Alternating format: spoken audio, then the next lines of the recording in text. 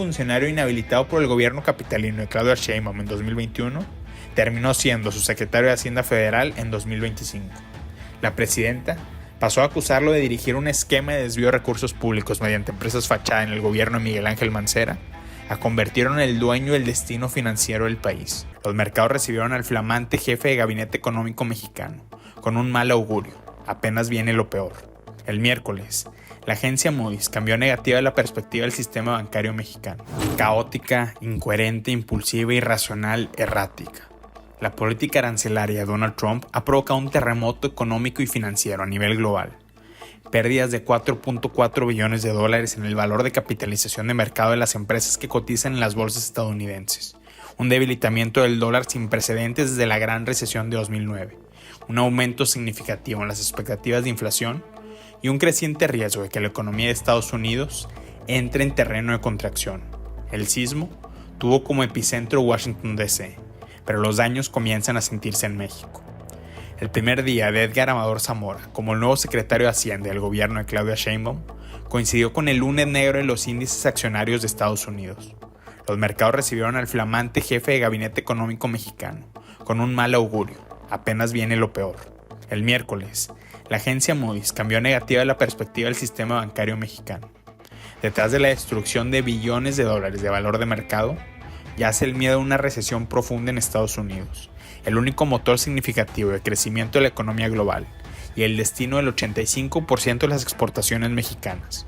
Jamie Dimon, director general de JP Morgan, y un asesor informal cercano al presidente Trump, declaró este jueves que el riesgo de una contracción de la economía estadounidense se ha elevado a 40%. Si Estados Unidos entra en recesión, México también lo hará. El 25% del PIB nacional depende de los bienes y servicios que el país vende al norte de la frontera. Edgar Amador dijo en su comparecencia frente al Congreso que no va a haber una guerra de aranceles. Falso. Este es el mito fundacional del nuevo secretario de Hacienda. La administración de Donald Trump fue clara cuando estableció que solo los productos que se exporten bajo el marco del TEMEC estarán exentos de pagar un arancel de 25%. De acuerdo a Gabriela Siller, economista en jefe de Banco Base, el 51.5% del total de las importaciones que Estados Unidos recibió de México estuvieron fuera del TEMEC. La mayoría de los bienes y servicios de exportación recaen en el marco de nación más favorecida de la Organización Mundial de Comercio. La mitad del sector externo mexicano pasará de pagar una tarifa de alrededor del 2% a pagar un arancel de 25%. Contrario a lo que sugiere el nuevo secretario de Hacienda, el impacto económico es monumental. Por eso insistimos, la posibilidad de una recesión en Estados Unidos sería devastadora para las perspectivas de crecimiento de la economía mexicana. Gerardo Esquivel, ex subgobernador del Banco de México y un asesor económico de antaño, Andrés Manuel López Obrador, argumenta que los datos recientes de agregados del PIB sugieren que ya estamos en plena desaceleración. Aún sin la imposición de aranceles, el consenso de analistas consultados por Banco de México espera en promedio que el PIB aumente solo 0.8% en 2025. Estas son malas noticias para un gobierno que pretende reducir el déficit fiscal más alto desde el sexenio de Miguel de la Madrid, una cifra récord de 5.9% del PIB. Andrés Manuel López Obrador heredó a Claudia Sheinbaum una bomba financiera. La estabilidad macroeconómica, que tardó 3 décadas en construirse, podría derrumbarse si México no cumple con sus planes de consolidación fiscal. Esos planes dependen a su vez que los objetivos de crecimiento de la Secretaría de Hacienda se vuelvan realidad. El problema es que las cuentas no cuadran.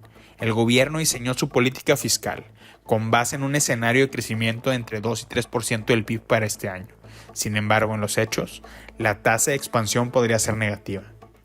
La situación está lejos de resolverse. Lo único peor que los aranceles es la incertidumbre derivada de los aranceles. The Wall Street Journal reportó que la Casa Blanca ha recibido una cascada de llamadas de empresarios y cabilderos para que el gobierno de Donald Trump aclare cuál va a ser su política de tarifas. La iniciativa privada estadounidense entiende que el presidente no va a abandonar su obsesión por los aranceles, pero está pidiendo señales concretas de cuáles van a ser las reglas del juego.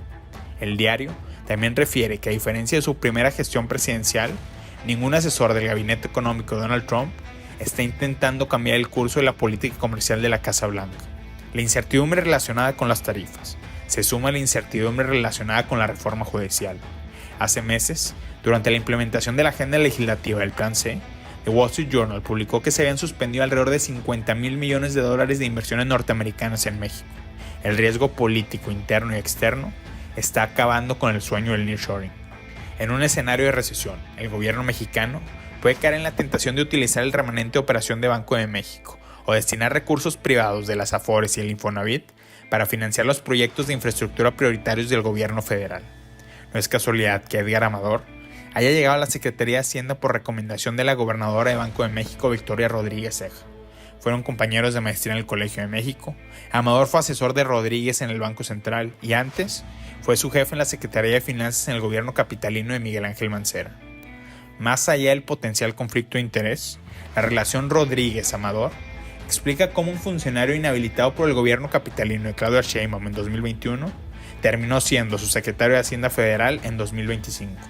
La presidenta pasó a acusarlo de dirigir un esquema de desvío de recursos públicos mediante empresas fachada en el gobierno de Miguel Ángel Mancera, a convertirlo en el dueño del destino financiero del país. En medio del sismo arancelario de Donald Trump, el gabinete económico de Claudia Sheinbaum tiene que responder preguntas fundamentales. ¿Cuál va a ser el motor de crecimiento que permita financiar el gasto social del gobierno? ¿Qué medidas deben tomarse para mitigar el riesgo de la inversión? ¿Hasta dónde está dispuesta a llegar la Secretaría de Hacienda para cumplir los objetivos de consolidación fiscal? En este momento, las cuentas no cuadran.